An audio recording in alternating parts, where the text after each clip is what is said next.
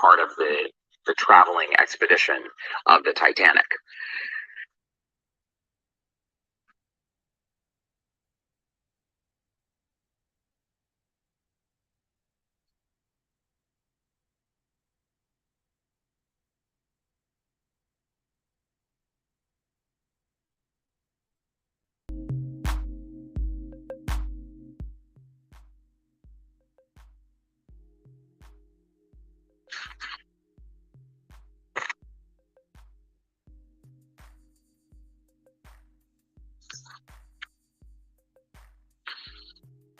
Good morning, guys. Good morning. Good morning, everyone. All right. This, oh my gosh, why is this thing keep spinning like that? Good morning, gentle people. This is Trev from Treversence. This morning, we are going to be doing what we do here every morning. Yeah, I was up a while ago, but I was just so intent on listening to the stories pertaining to the disaster of that submersible vehicle. I've been going from video to video on YouTube, watching and listening to the newscast. So, oh boy, I mean, another tragedy, another tragedy. But here I am. I am here right now, and we are going to be doing what we do every morning over here, and that is reading the good book. Yeah, I tell you all the time, and I'll tell you again, I do not endorse any particular religion, any particular denomination, or any particular religious belief, or believe or not believe in the Bible. I do not encourage anybody to believe or not believe. This is not why I'm here. I'm not here to to encourage anybody one way or the other. All I am doing is reading the Bible like I would read any other book. And you all who have been following me know that when I'm reading a book, we talk about the contents of the book as we read along. And if we can find any additional information about the book, we do. Otherwise, we are reading the book and embracing the literary content that somebody else has put together. But we are not, and with the Bible, we are not endorsing any religion or any denomination. Come as you may, listen. If you want to follow along with in your own Bible, um, research whatever you want to. Anything that is confusing to you, we could talk about it. I mean, but I'm only reading the Bible, and I am not inserting anything that I have been taught growing up or anything that I believe. I am only reading it for us to understand what is in the Bible, because I can put my hand up and say more than 99% of the people who tout Bible scriptures have never read the Bible from the beginning to end. They only go to church, they sit there, they listen to what the pastor says, and they believe. And that's it. And I can understand when some people say that, they Trev, what's going on? Do you believe or do you not? That's for me. But I'm reading this for us, so that that opportunity that people say they don't have to read the Bible because they don't have time, and I believe the Bible. I'm not saying not to. I'm not saying don't. I'm not saying do. Call me an agnost. I don't know. I don't know. I'm just here to read it. That's the quest that has come to me, that I took on, to read the book for us. All right. So far in our readings, of course, we have come across a lot of controversies in the Bible. And a lot of people do not want to face those controversies because we have been taught to be afraid to doubt or to question anything that is written in the Bible. That's how we were raised. That's what we were taught. Don't question the word of God. Don't question the Bible. The Bible was inspired by God. That's what we have been taught all our lives. And we have developed this fear. We have developed this fear of questioning what we so blindly follow. Because if you question it, you are considered to be an atheist. You are this, you are it. And people will hate you.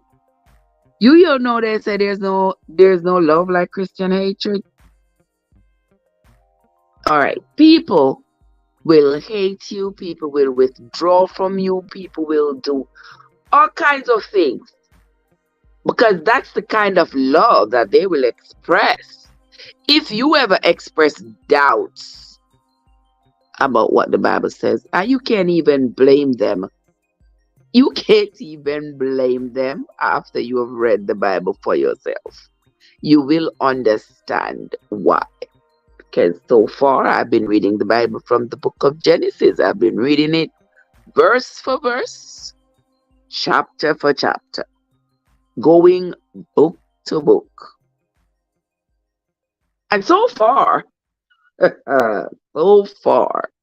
there has been a lot of hatred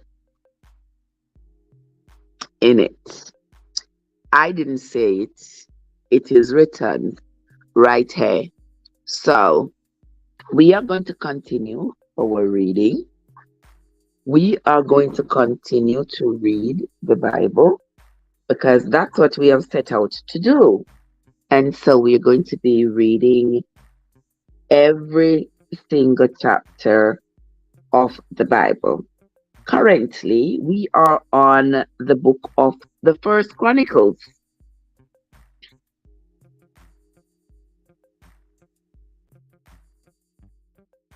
Book of the 1Chronicles, and yesterday we read up to chapter 11 yesterday, and it told us a lot about it had some repetitions in there because it talked about Saul, and we had to go back into the book of Samuel to clarify what happened to Saul's body. We found not a controversy of consequence, just that in one writing it said Saul's body and his son's body were taken from the Philistines, and it was burnt in Jabesh, and the bones buried. One and another part says that it was taken, they were buried in Jabesh. It never said anything about the burning. Those are just minor missing detail, nothing of much consequence. We also read about Jehiel. Jehiel was considered to be the father of Gibeon, who was married to a woman named Makah. We also had a little bit of controversy regarding their sons, the children they had. In one area, some of the sons, namely Michal was missing, Ner was missing, and then in another part they were mentioned. So a little bit of a controversy there, and I was glad that I came upon that, so that upon that writing right there to explain, because remember the day before yesterday we were concerned about who this Ner was, because remember in the readings the day before yesterday, the name Ner just popped up as Saul's grandfather, and we are like, where did this Ner come from? And that is because in the verses leading up to that, Ner was never mentioned, but in the previous chapters, Ner had been mentioned as a child of Jehiel and Makah.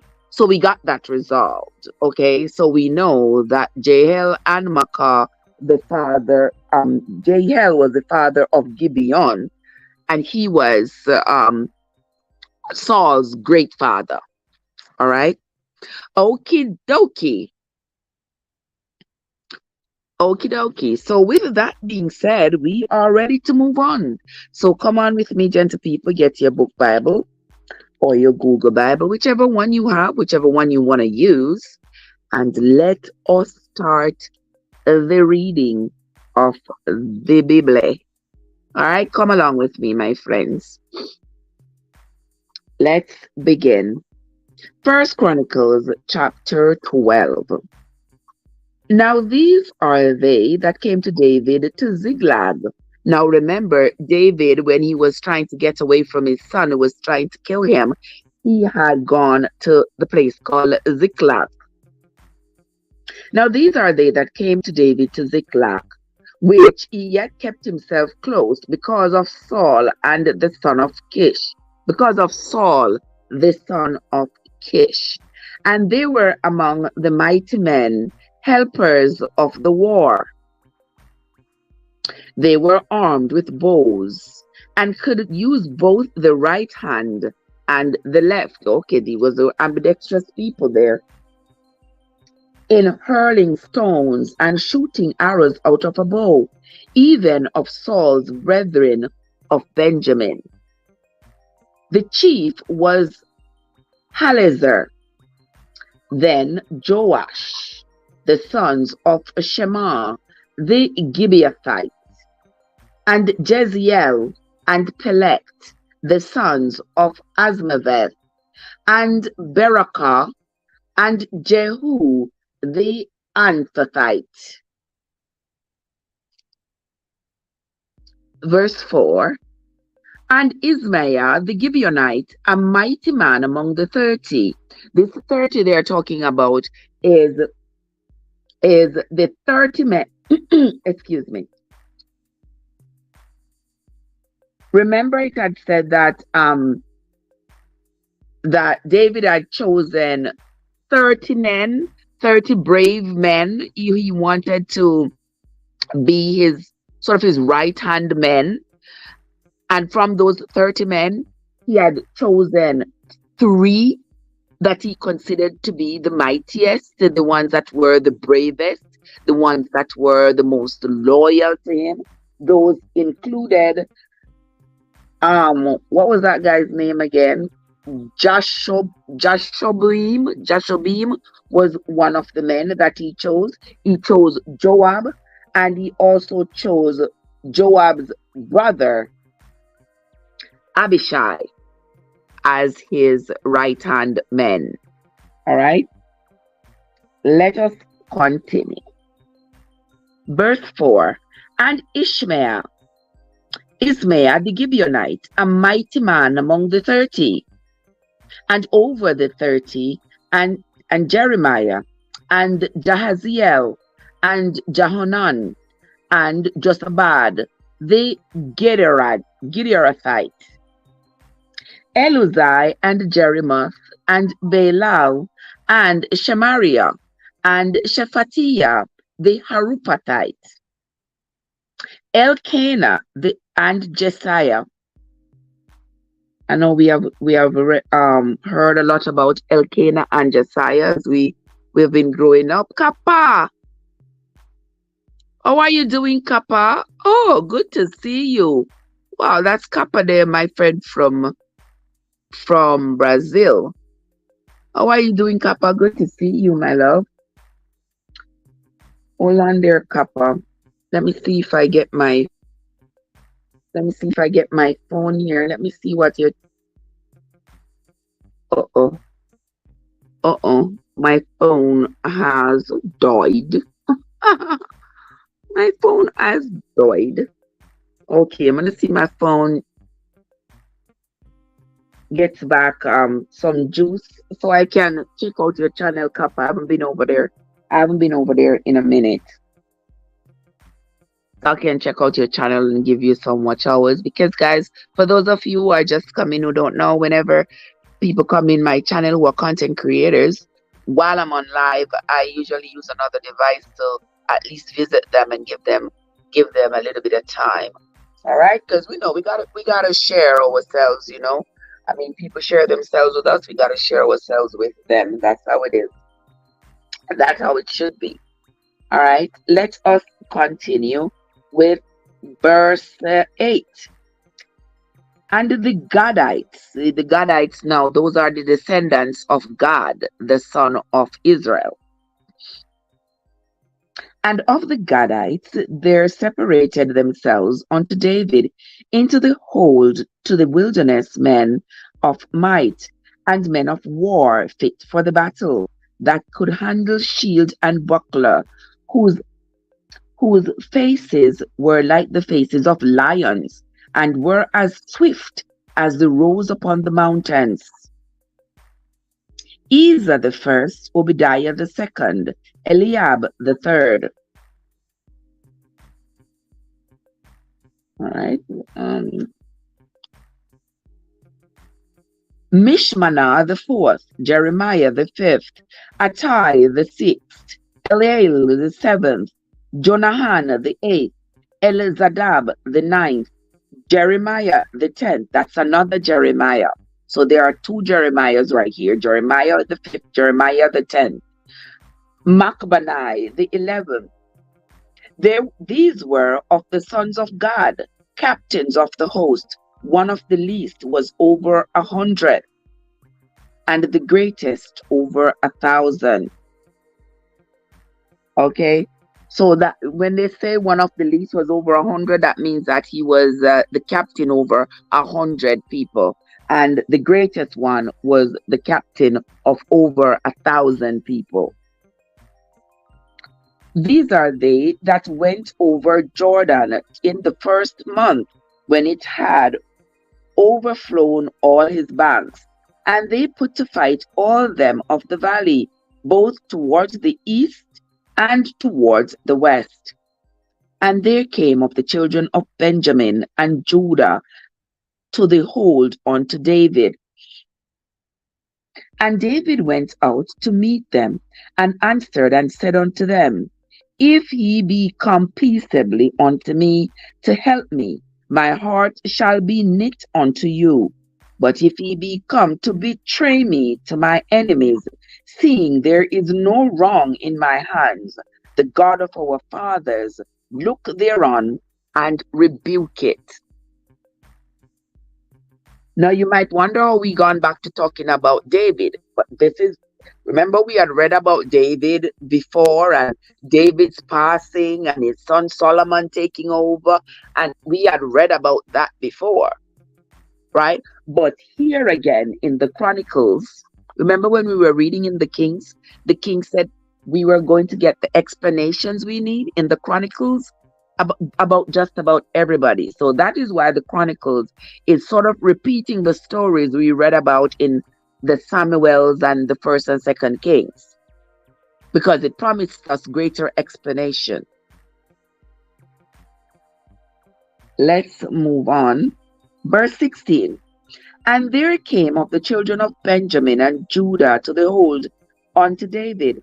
And David went out to meet them, and answered and said unto them, If ye be come peaceably unto me to help me, mine heart shall be knit unto you.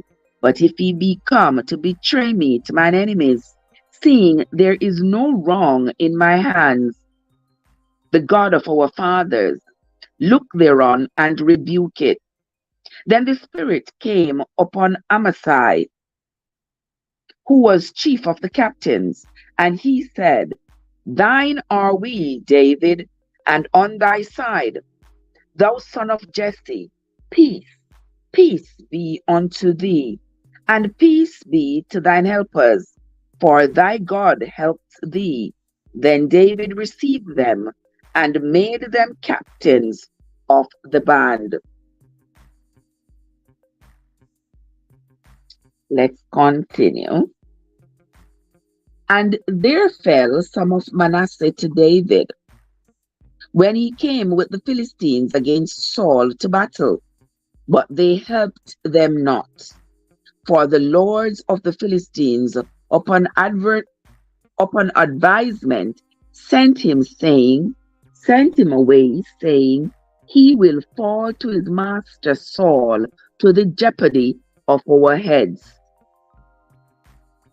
As he went to Ziklag, there fell to him of Manasseh Adnah. These are people who were the Manassites. Some of the Manassites had been loyal to the Philistines, and so David wasn't going to spare them because they were now, say, enemy of the state, so to speak. They were loyal to the Philistines. So David was not going to order his men to not slay them, even though they were Manassites. And that means that them and David are from the same, they are relatives. He still wasn't going to save them because they are relatives, but they are enemies. Verse 20 says, As he went to Ziklag, there fell to him of Manasseh Adnah, and Jozabad, and Jediel, and Michael, and Josabad. So that Josabad is referred there twice. That could mean that there were two persons with that name. And Elihu and Zilthai, captains of the thousands that were of Manasseh. And they helped David against the band of the rovers. Let's read that again. Verse 21. And they helped David against the band of the rovers, for they were all mighty men of valor, and were captains of the host.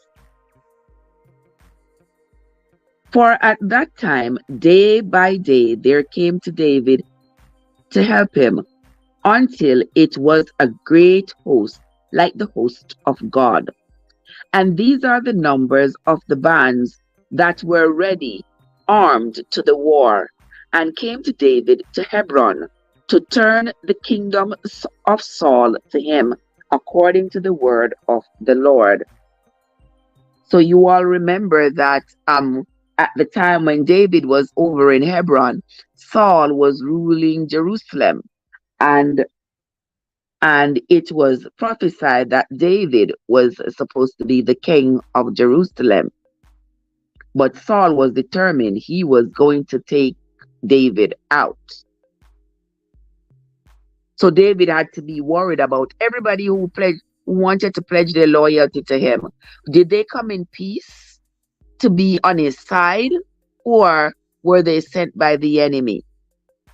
I can't imagine how stressful that had to be checking and vetting every single person you come in contact with, because you don't know whether or not they are friend or foe. Verse 24, and for those of you who are just coming into the live, we are reading the book of 1Chronicles, and we are on to chapter 12. So follow along in your book Bible or your Google Bible, so that you will be able to see exactly what I am reading, because Aunt Trevor ain't putting nothing in there. I'm putting nothing in there that's not in there. I'm just reading it, so you can follow along with me. All right? Let us continue. We are on to verse 24. The children of Judah that bear shield and spear were 6,800, ready armed to the war.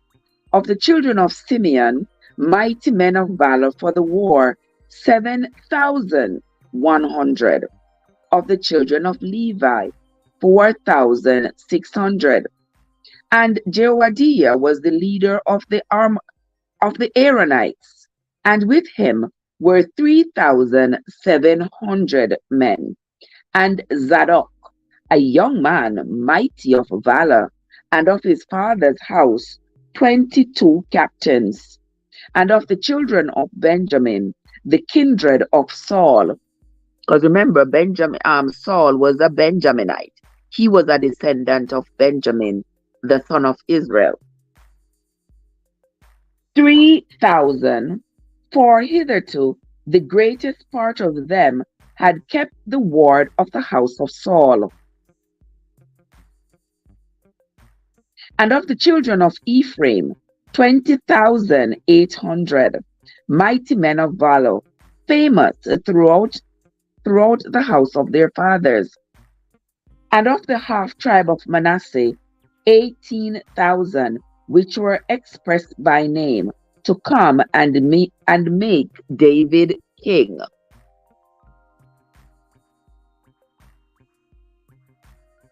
Verse 32. And of the children of Issachar, which were men that had understanding of the times, to know what Israel ought to do, the heads of them were 200, and all their brethren were at their commandment. Of Zebulun, such as went forth to battle, expert in war, with all instruments of war, 50,000, which could keep rank, they were not of double heart. And of Naphtali 1,000 captains, and with them, with shield and spear, 37,000. Verse 35. And of the Danites, experts in war, 28,600.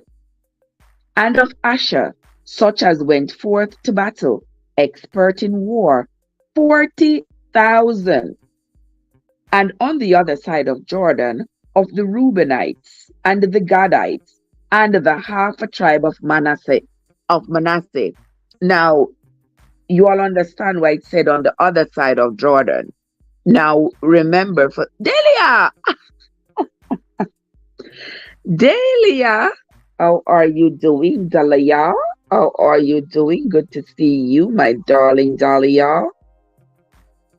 I hope you're having a great morning, my love. This is Abuse Insight with Delia. Abuse Insights with Dalia. All right, there you are. Abuse Insights with Delia. Delia, you see the. Have you seen? I'm looking to see whether or not I have connected with you on the Stale News account. I know I have, but I'm looking to see which of your playlists I haven't run before. I think I've run all of them because everything here. Let me see. Art meditation. Let's see. Okay, I didn't run the meditation one. So there you go, my sister Dahlia. Okay, your meditation one of 23 is running right there. Running right there. I am good, my love. I am good. All I can do is give thanks. Give thanks for another day. Many didn't wake up this morning. And because it is no will of our own that we are awake this morning. Trust me. It had our awaking this morning had nothing to do with us. All we know is that we went to sleep, and by some powers we are awake this morning. No power of our own. Okay, so I hope you two are having a great day, family. All right, let us continue. We are reading the book of 1 Chronicles chapter 12.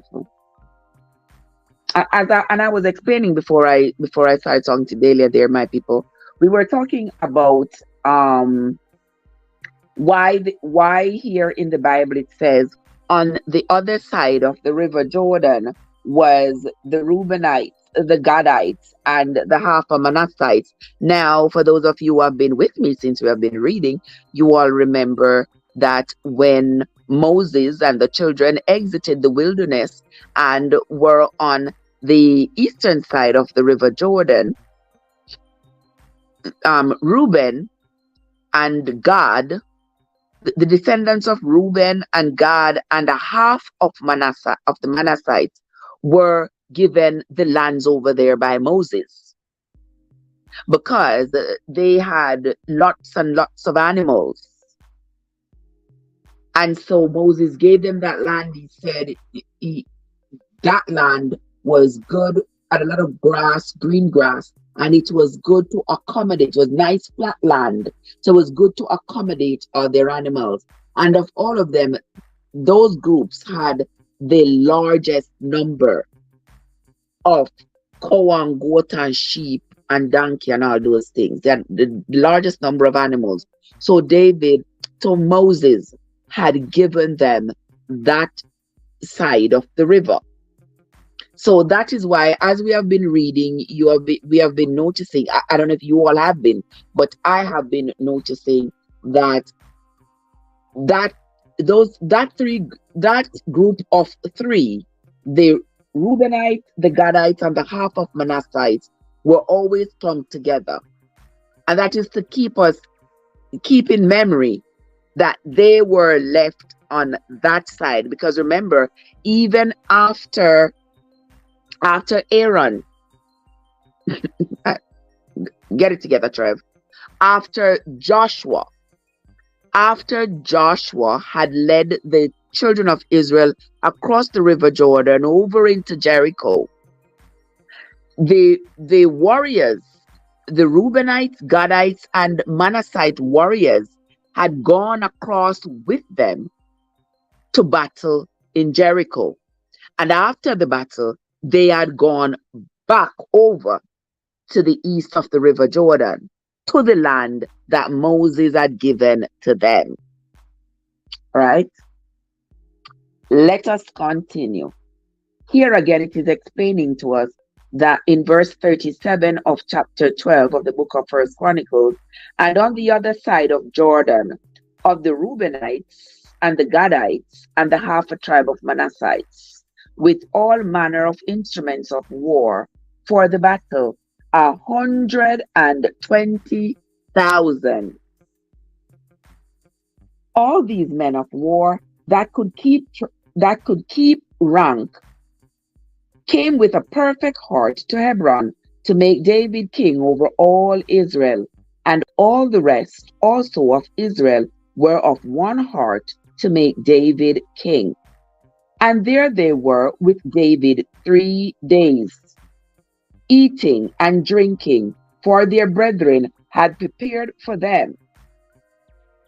Verse 40, and this is the last verse of chapter 12. Moreover, they that were near them, even unto Issachar and Zebulun and Naphtali, brought bread on asses, and on camels, and on mules, and on oxen, and meal, cakes of figs, and bunches of raisins, and wine, and oil, and oxen, and sheep abundantly, for there was joy in Israel. We are going to be continuing. Here we are seeing that everybody in the region is vying for David to become king. They want Saul out, then David is who they want. It's almost like, y'all remember when Obama was running for president, everybody was so galvanized. Everybody was like, especially all the black and brown people, We were all galvanized. Many people who had never voted came out to vote. I, w- I was one of them. I won't lie. I was one of them. Believe me. Stood for hours. I remember getting off work at 7:30 and going to the library in Miami. My word. When I got there, it was like 8 o'clock, and the line was so long because everybody was determined to say, "Oh, the first black president, the first black president. We are going to make sure that he gets there." So it's the same way all these people are determined to make sure that David succeeded in becoming the king over Israel. So they traveled from wherever they were. They traveled from all over, bringing all kinds of gifts, all kinds of food, because it was going to be a celebration. Because David has got to be king. They don't want Saul no more. Nobody wants Saul to be king. Saul is Saul was considered to be the wicked one. And with not to divert here, but with everything in life, there has to be one side that is considered good, one side that is considered bad. Have you all noticed that? When you start to assess a couple who are divorcing, you determine one is good, one person is good, one person is bad. When you start to examine your religious pursuit, you determine that you have to be either obedient to the deity you consider to be good or reject the deity you consider to be bad. In your social circumstances, you have to determine which individual you're going to call friend and consider them good, which individual you're going to call enemy. Ever wondered why the Japanese are so they have that yin and yang, the good, the bad? Because these are opposing forces in everything that we do. Take a look at it, notice it. Everything you do, there is an opposing force. It's either going to be good or bad. It's either going to be yes or no. It's going to be your umim or your tumim. It's going to be the right or the left, the right or the wrong. Okay? Let us continue the reading. We are on to chapter 13 of the book of 1 Chronicles. Thanks again, guys, for those of you who are coming. Don't forget to hit the like button, guys. Don't forget to share the live. Invite your friends and your friends to come on over into the live. All right, chapter 13. And David consulted with the captains of thousands and hundreds, and with every leader. And David said unto all the congregation of Israel, if it seem good unto you, and that it be of the Lord our God, let us send abroad unto our brethren everywhere that are left in all the land of Israel, and with them also to the priests and Levites, which are to their cities and suburbs, that they may gather themselves unto us. So here David is telling the people who are gathered there, listen, we have lots more people, we have a whole heap more descendants and relatives, all over. Can we send and get them? Let's send and get them so that we all can gather here. We need more people. Send for everybody. Tell them to come on. Tell them to come on over, to come on down. Because we got to gather among ourselves. We got to gather up everybody. Verse 3. And let us bring again the ark of our God to us, for we inquired not at it in the days of Saul. So remember in the days of Saul, the ark of the covenant had been stolen, had been taken by the Philistines. So here David is saying, we have to find back our ark, the ark of the covenant of God. We have to find it. Wherever it is, we have to bring it back onto us. Because in the days of Saul, Saul never did care about it. Saul didn't care where it was. That wasn't Saul. That had nothing to do with Saul. Saul didn't care. He didn't think it was important. So here David is telling them, we got to find our ark of the covenant of God, and we got to bring it back among us. And all the congregation said that they would do so, for the thing was right in the eyes of all the people. David gathered all Israel together from Shihor of Egypt, even unto the entering of Kemah. So sometimes I wonder about a lot of things. I don't know if you all wonder about stuff as much as I do, but I wonder about a lot of things. But anyway, let's continue. So David gathered all Israel together from Shihor of Egypt, even unto the entering of Kemah, to bring the ark of God from Kirjath Jearim. Have you all noticed what I've noticed? So when Moses led the children of Israel out of Egypt, for them to get to the promised land, they had to go across the sea. You remember Moses parted the sea? I just want you all to think about this. So remember that in the story it says that Moses parted the Red Sea so the children of Israel could go through onto the other side. They went through, it took them 40 years in the wilderness until they came back out. Till they came back out over on the side of eastern Jordan. They gathered there, went across the river Jordan, fought in Jericho. And we have seen, if you can think about it, David and the others could always just go down to Egypt. I never heard them say they had to cross the Red Sea no more. Have you? I haven't heard them say they've had to cross the Red Sea to get back to Egypt anymore. They always spoke freely about having gone to Egypt, having traded with Egypt, with the Egyptians, having even had wives from Egypt. But I've never heard, I've not yet read anything that said for them to get back to Egypt, they had to cross back the Red Sea to get there. But anywho, we are going to continue. Verse 5.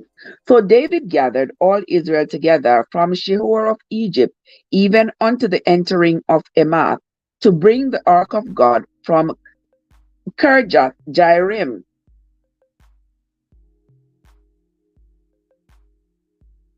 And David went up, and all Israel to Baalah, that is, to Kirjath Jearim, which belonged to Judah, to bring up thence the ark of God, the Lord, that dwelleth between the cherubims, whose name is called Onyx. And they carried the ark of God in a new cart out of the house of Abinadab, and Uzzah and Ahio drove the cart. Now Ahio, Ahio, you all remember that name? No, you good, Delia. You good. Wasn't Ahio one of Jael and Maacah's son? Wait, I am going to find it. I believe Ahio, Ahio, was one of Jael, the father of Gibeon.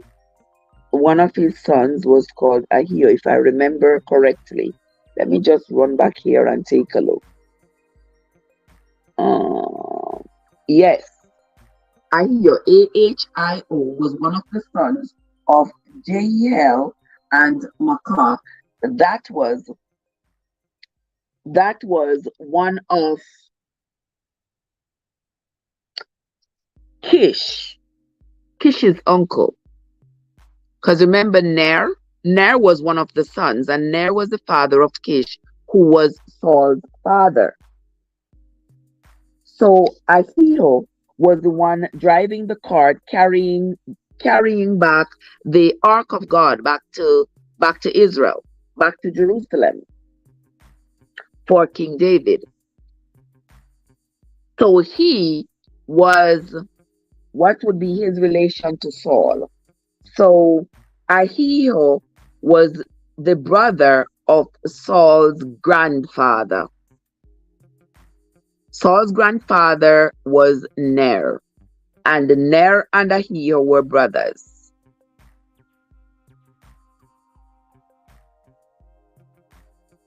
So Saul was Ner's great nephew. All right? All right, let us continue. Verse 7, and they carried the ark of God in a new cart out of the house of Abinadab. And Uzzah and Ahio drove the cart. And David and all Israel played before God with all their might, and with singing, and with harps, and with psalteries, and with timbrels, and with cymbals, and with trumpets. And when they came unto the threshing floor of Chidon, you remember we read this before? Uzzah put forth his hand to hold the ark. Y'all remember what happened to Uzzah, as we had read in what was it, in the Samuels? Remember when the ark stumbled and Uzzah tried to hold on to it so it wouldn't fall? Y'all remember what happened to him? All right, let's continue reading. And when they came unto the threshing floor of Chidon, Uzzah put forth his hand to hold the ark, for the oxen stumbled.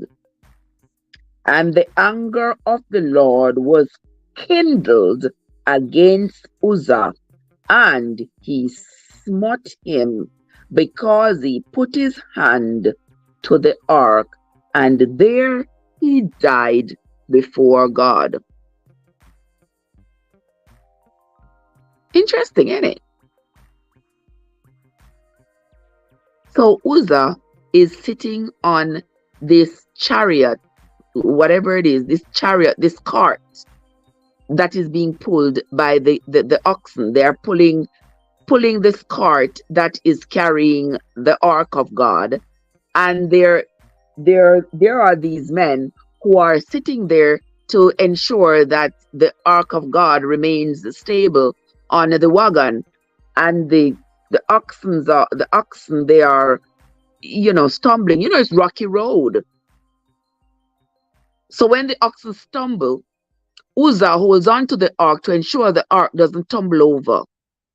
And for him putting his hand on the ark, he was struck to death, because the Lord was angry that he put his hand on the ark. Okay. And there Uzzah died. Let us continue the reading. We are now on to verse 11. And David was displeased, because the Lord had made a breach upon Uzzah. So even David is angry at the Lord for having... This is why, guys, I keep on wondering if this Lord that David is able to be angry at and is able to direct is an earthly appointed man. Because to me, it doesn't seem like it is somebody who is invisible. We are being taught that there is an invisible Lord, but it doesn't seem to me that this person is invisible at all. because the people can just walk up to him, express their anger at him for anything that he had done. That does sound like somebody who is invisible to me. But we are going to continue. We will read verse 11 again. And David was displeased because the Lord had made a breach upon Uzzah. Wherefore that place is called Perez Uzzah to this day. And David was afraid of God that day, saying, how shall I bring the ark to God home to me? So you see, David is scared because if Uzzah just touched it to stabilize the ark, and the Lord got so mad that he struck Uzzah to death, David is afraid. How is he going to get the ark to himself inside of the walls of Jerusalem? Is the Lord going to be angry at him and strike him too if he puts his hand on the ark? And that is a genuine concern of David. But let us continue. And David was afraid of God that day, saying, how shall I bring the ark of God home to me? So David brought not the ark home to himself to the city of David, but carried it aside into the house of Obededom the Gittite. David don't want to carry the ark. David don't want to carry the ark into the walls of Jerusalem because he don't want what happened to Uzzah to happen to him. So he carried the ark into somebody else's house. And the ark of God remained with the family of Obed-Edom in his house for 3 months. And the Lord blessed the house of Obed-Edom and all that he had. That is so funny. So David didn't want to die, so he didn't want to bring the ark into the gates of Jerusalem. So he left it in the house of Obed-Edom. But so I wonder what he was saying to himself when he noticed that Obed-Edom was now getting a lot of blessings from having had the ark in his house. David probably said, oh, shoops, I should have just brought the ark into my house. Why was I afraid? But you can understand that if you see danger, if you see danger befall somebody because of something they did, something they had, you're not gonna want that thing among your family members, would you? I wouldn't. If I would do the same as David, I wouldn't bring that ark into my house. So here it seems like God is saying to David, look, you see, if you had brought this ark into your house, these are all the blessings that you would have gotten. Now I'm giving all of this blessing to Obed-Edom because he's not afraid of having this ark in his house. Let us move on. Oh my God.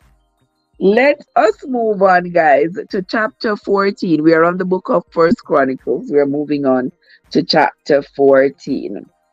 Thank you all for coming, guys. I sincerely appreciate you all.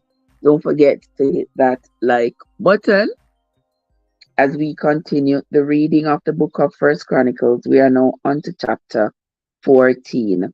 Now Hiram, king of Tyre, sent messages to David and timber of cedars with masons and carpenters to build him a house. And David perceived that the Lord had confirmed him king over Israel, for his kingdom was lifted up on high because of the people of his people Israel. And David took more wives at Jerusalem, and David begat more sons and daughters. Now these are the names of his children which he had in Jerusalem: Shammua and Shobab, Nathan and Solomon, and Ibhar and Elishua, and Elpelet, and Noga, and Nepheg, and Japhia, and Elishama, and Beliada, and Eliphalet, Elpalet, and Eliphalet. Wow. And when the Philistines heard that David was anointed king over all Israel, all the Philistines went up to seek David. And David heard of it and went out against them. And the Philistines came and spread themselves in the valley of Rephaim. And David inquired of God, saying, Shall I go up against the Philistines? And wilt thou deliver them into my hand?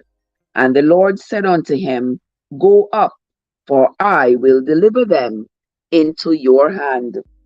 So they came up to Baal Perazim, and David smote them there. Then David said, God hath broken in upon mine enemies by my hand, like the breaking forth of waters. Therefore they called the name of the place Baal Perazim. And when they had left their gods there, David gave a commandment, and they were burnt with fire. Okay, so I was wondering as I read just now, why was the place named Baal Perazim? Why was the name Baal? That crossed my mind as I read it. But here it's given me a good explanation that the Philistines had left their gods, because when they go to battle, just like how when Christians are going to war or going into sticky situations, they carry their cross, they carry their rosary. Here the Philistines, they carried their representations of their god Baal, and so they went up against David. David smote them, and those that ran away, they ran away and they left their gods.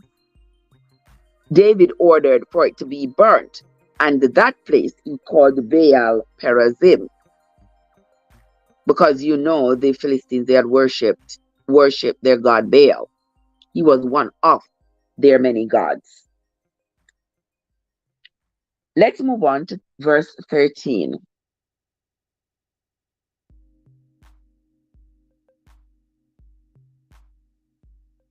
Verse 13. And the Philistines yet again spread themselves abroad in the valley. Therefore David inquired again of God, and God said unto him, Go not up after them, turn away from them, and come upon them over against the mulberry trees. Y'all remember that, guys? Y'all remember? I think it was in Samuel, where the Lord told David he had to attack the Philistines from the mulberry trees. He had to use the mulberry trees as cover. So this is a repetition of that story that we read about before. And it shall be, when thou shalt hear a sound of going in the tops of the mulberry trees, that then thou shalt go out to battle, for God is gone forth before thee to smite the host of the Philistines. So here David is consulting with his God about whether or not he should go up to fight against the Philistines this time. And God is saying to him, no, don't go up this time, because if you go up this time, you ain't gonna win. What you're gonna do is you are going to attack them from behind the mulberry trees. Go behind the mulberry trees and listen carefully. Whenever you hear like a swooshing sound going over the mulberry trees, that is when you are to go to battle, because that swooshing sound is going to be God going in front of you to smite them for you. Then you will be victorious. Verse 16. David therefore did as God commanded him, and they smote the host of the Philistines from Gibeon even till Gaza. Verse 17, and this is the last verse of chapter 14 of the book of First Chronicles. And the fame of David went out into all lands, and the Lord brought the fear of him upon all nations. This is the end of the reading of First Chronicles chapter 14, my dear friends. I want to say thank you all so much for coming into the Bible reading this morning. As we are reading, we are getting greater understanding of these events of the Bible. You all can believe what you like. All we are here to do is read. That's all we're doing. We're reading this book and trying to understand the writings, the stories that's written herein. We have a long way to go. We have maybe like another year or so. We have like another year or so before we are finished reading the Bible. But we are going to continue reading it from chapter to chapter. We will continue to read it until it's done, until we get to Revelation. All right, guys, that is going to be the end of the reading for this morning, of the Bible reading for this morning. When we come back later on, we are going to be reading the book Grace Under Fire. We have read that in 2 days, so we are going to continue the reading of that book. We need to finish reading that book too in the next 7 days. So come along with me as we continue the reading. And once again, I want to say thanks to you all for coming into the live. I sincerely appreciate you all. I hope you all have a great Friday and a great weekend. All right. Tomorrow morning, when I get off of work tomorrow morning, our reading is going to be later. It's going to be maybe like 8 o'clock, maybe. Yeah. So join me then, and we will continue with the reading of the First Chronicles. Until next time, my friends, this is Trev from Trev Essence, where your journey matters. Have yourselves a great day, everybody.